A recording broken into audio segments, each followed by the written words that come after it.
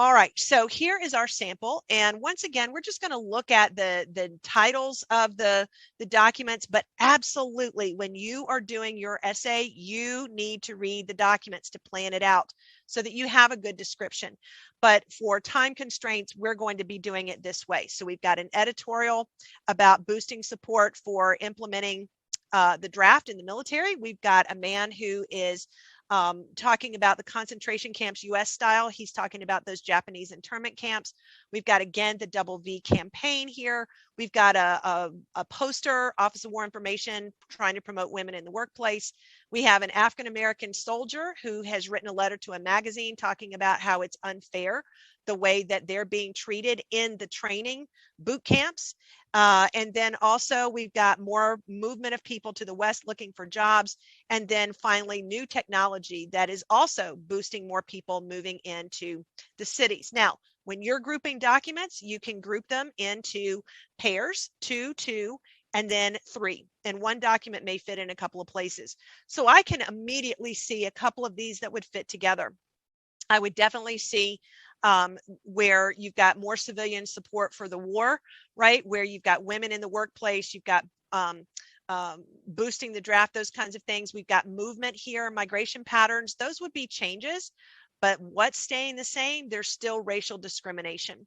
So I would pair the documents this way. I would put 1 and 4 together. I would put 6 and 7 together. And then I would put 2, 3, and 5 together. So those are going to be how I organize this. Now, what we want to do is start planning out how you would do this. You do all the planning first. Then you go and you create your introductory paragraph. You can't write your thesis until you have planned out how all of this information fits together. So this is exactly what we just did.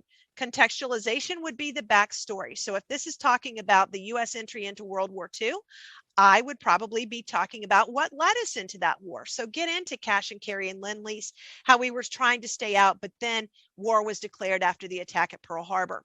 And then here would be my thesis statement. I'm addressing continuities and changes. The US entered World War II. U.S. entry into World War II brought significant domestic changes, including new civilian opportunities to support the war effort and population shifts through work migration. So those are my changes. However, longstanding racism remained prevalent in society. All right, so what we want to do then is plan out our outside evidence, which I would probably bring in more opportunities. The women in the military, the WACs and the WAVES may be part of that. So when you're constructing your paragraphs, you've got your introductory paragraph. This is where your historical reasoning comes in. Remember all of that continuity and change over time? You're going to have a topic sentence that identifies what this paragraph is going to be about. Is it a change? Is it a continuity? And which one is it from my thesis? Then use your evidence from your document. Same thing in paragraph 2 with the shift in migration pattern, and then same thing in paragraph 3 with the racial discrimination. Now, let's flip this around and make it into a comparison question. So we saw different groups of people involved here. What if we said that our question was compare the experiences of various social groups in the United States during World War II? If we do that, I'm going to pretend that I've got some documents here, or if it were an LEQ, I would brainstorm what I know. I'm going to say that some groups had success in World War II, military success, that hadn't seen it before. You'll see what I'm talking about in a minute. New factory work opportunities. We've talked about that with women. And then what's different is we're going to now have internment camps. And so what evidence can I put in here? Think back to what you know from World War II. Who were some people who were from various social groups that had large military success? Tuskegee Airmen, absolutely, that would be a great example. And then also the Navajo Code Talkers that were providing a means for secret communication that there was no way the enemy could decode. Factory work opportunities, Rosie the Riveter, great idea. And then also Executive Order 8802. Remember, we just talked about that with African Americans and fair hiring practices. And then the difference here would be the Japanese internment camps, and our evidence, we might use Korematsu versus the United States, the Supreme Court decision that said, yes, this is okay to restrict citizens' rights because of this potential danger that they would represent. And so that also ties into that case from World War I with Schenck versus the United States and the clear and present danger. All right, you might be tempted. Let's go back here. You might be tempted, if we've got different groups of people, to organize your essay and body paragraph 1 be about African Americans and provide those examples there of how they interacted in the war. Paragraph about women, a paragraph about Japanese Americans. Do not organize a comparison question like this because you've not created an argument. You've just described what's going on with different groups. Here's a better way to organize it. Organize it by your claims. Here's that historical reasoning. So we've got similar experiences of new military success. So you would have your evidence of African Americans and Navajos. Paragraph about new factory work. You would have evidence from women and African Americans. Paragraph about differences in wartime confinement. You would have your evidence about Japanese internment being unique in World War II. So I hope that kind of clears up how you would handle a comparison. The comparison is about your claim, okay? Makes a much more sophisticated argument. All right, so let's score a sample. Let's go ahead and look at that on our document camera, and we will see how some students have done this. So I have some student examples that are bringing in. We'll start with our contextualization. So here is, and I've got 2, and I want you to think about which one would earn the point and which one would not. So let's look at this. This is one sample that comes from College Board, okay? And then here's the other sample, and I want you to tell me which one you think would get contextualization point. So backstory. Although war is a struggling time for any nation, the U.S. was able to grow and advance technologically. It would become the start of major improvements to the lives of American citizens. It has been said that during the years of war, advances in technology had been far greater than during many preceding decades, and they've used document 7 there. There were already major developments during the era of good feelings and previous inventions of railway and automobiles. However, this grew and expanded. America would show no signs of slowing down in technological advancement even during the Second World War. All right, so that's one example. Look at this one and see which one you think is the better approach to contextualization. Outside of the United States, the foreign policies were changing and causing the U.S. government to change with it. At first in the war, the U.S. claimed to be isolationist and neutral, but Roosevelt supported the British and introduced the Lend-Lease Act, allowing the U.S. to provide war supplies for the British. The biggest change in the U.S. home front was the Japanese attack on Pearl Harbor, triggering the involvement of the U.S. in the war. This made Roosevelt increase the number of soldiers needed for the Army. All right, so if I'm looking at these 2 examples, and we're thinking about the question, which is changes in the home front during the war, we need to think back, well, how did the U.S. get into the war? This one earned credit from College Board. This one did not. Now, they're talking a lot about technology and advancement in the United States, which happened, but it's not connecting this to the war itself. The era of good feelings, that's much, much earlier. So that is not tied to the particular prompt. And they've also used a document. You're not using the documents in contextualization. You're telling the background. This would be part of your evidence within a body paragraph. All right, so I hope that helps.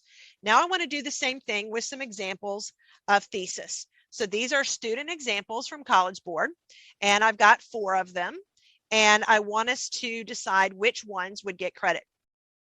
The Second War transformed the home front by providing full employment by wartime industries and ending years of depression in the United States. All right, that's one. During World War II, many things changed the U.S. home front. Option 3, the U.S. is now officially catapulted into the worst conflict in human history, forever altering nearly everything about the nation, from its economy to governmental rule, as well as its industries and scientific developments. But while it changed dramatically, the U.S. remained the same in aspects such as racial equality and discrimination. And then here's a 4th one. United States entry into World War II brought significant domestic changes, including new civilian opportunities to support the war effort and population shifts through work migration. However, longstanding racism remained prevalent in society. All right, so if we look at these examples, this one gets the point, even though it only has 2 claims. They're probably going to run themselves into trouble here as they get further into their argument, but they've answered the question and they've got a series of claims. So that would earn the point. This one does not earn the point. So no, does not earn the point. This one does earn the point.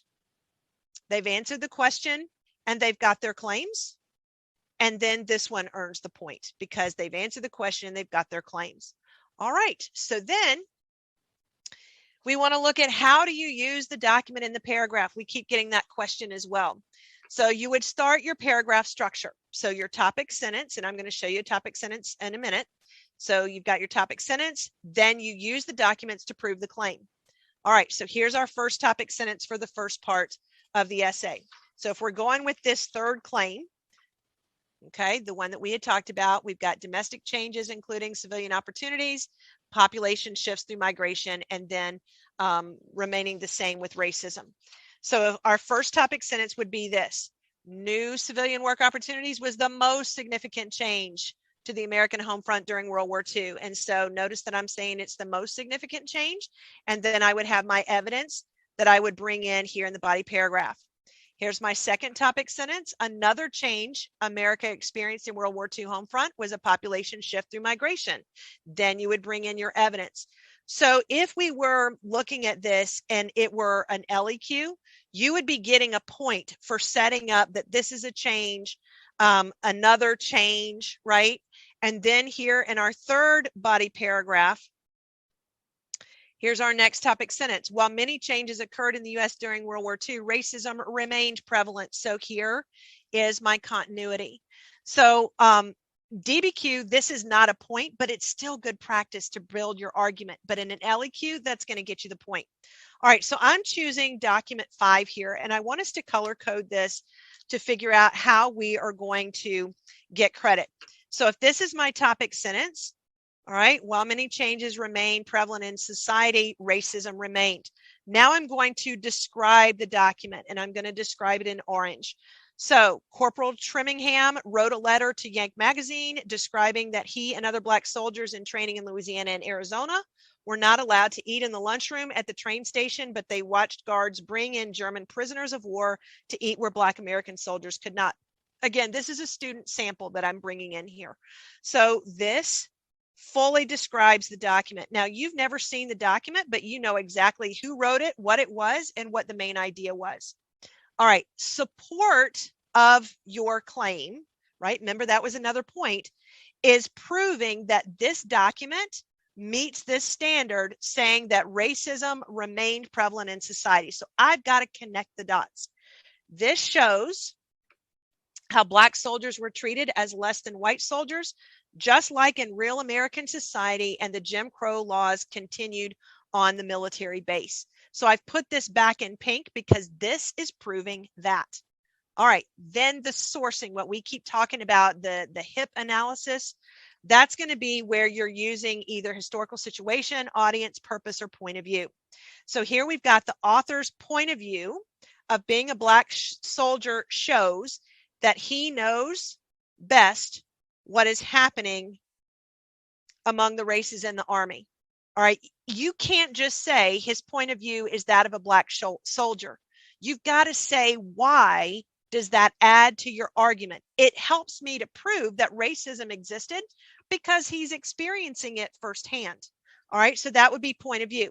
Now, if we were to use other documents in the set for the other types of HIP analysis, or HAPI, as Mr. Pulaski likes to use, we could do that for our other documents. All right, so in the poster for women, again, you're going to describe your document, support your thesis claim, and then do your sourcing. You only use one element of sourcing in the body paragraph.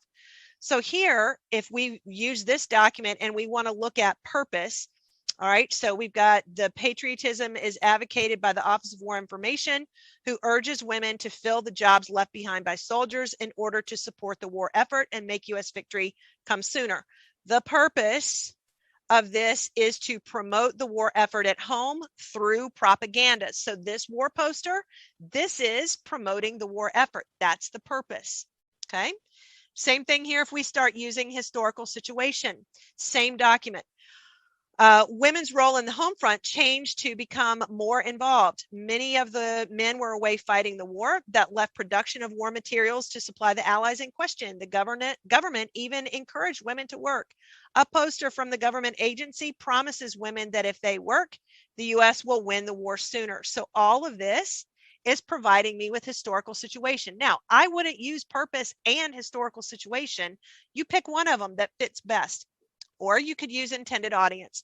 Most of the male workers had gone to fight in the war, leaving the industries that fueled America and its military without workers. This forced women to take responsibility and join the workforce. The government also encouraged this through flyers, such as the aforementioned poster. The intended audience, and it's okay to tell the reader of your essay what you're doing, the intended audience of these posters were women across the country. But why is that important? You can't just identify the audience, right? Because they sought to change their way of life, okay? And then they're adding into the war effort. So those are all good examples, and I hope that clears up some of